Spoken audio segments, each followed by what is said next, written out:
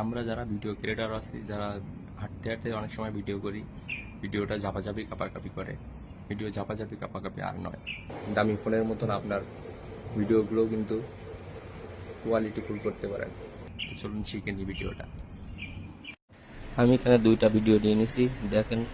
একটা আমার এডিটিং করা ভিডিও, আর একটা দেখেন অরিজিনাল ভিডিও। দুইটার পার্থক্যটা দেখুন। এই ভিডিওটা আমি কিভাবে করেছি চলুন ছোট্ট একটা ভিডিওর মাধ্যমে আপনাদের শিখিয়ে দিই। প্রথমে চলে আসলাম মোবাইল স্ক্রিনে। দেখুন এই ফটো অ্যাপটা কিন্তু সবার মোবাইলে আছে।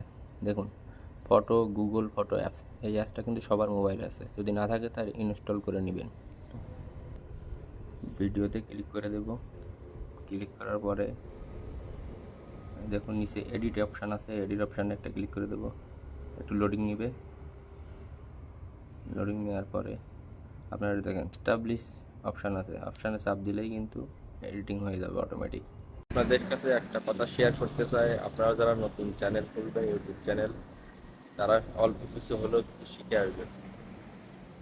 তা না হলে কিন্তু আপনাদের শুরুতেই আপনাদের মন ভেঙে যাবে। কারণ ভিডিও আপলোড করার পরে যদি ভিউ না আসে, তাহলে মন ভেঙে যায়, কাজ করার ইচ্ছাটাই মরে যায়। এই জন্য যারা যারা নতুন চ্যানেলে কাজ করতেছেন, ভিডিও করেন, একে অপরের সহযোগিতা করেন, আর সবার টিপসটা ফলো করেন।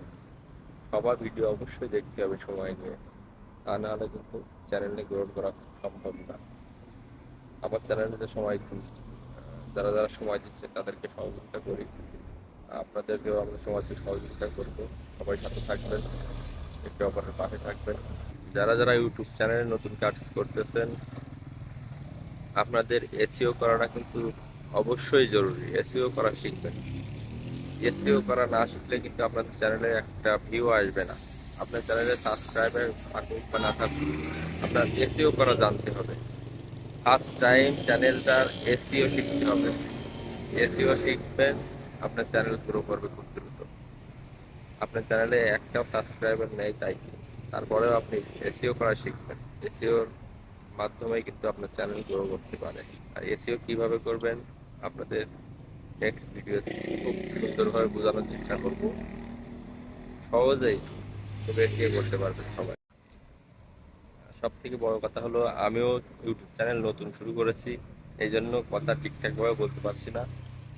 তাই মনে করবেন না, আসলে আমি নতুন বলে আমি কথা ঠিক মতন বলতে পারি না, অভ্যাস নয় আসলে।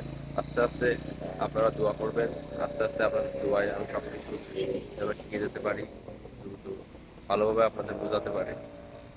সবার কাছে দোয়া চাই এবং সবার প্রতি আমার দোয়া রইল। সবাই দোয়া করবে।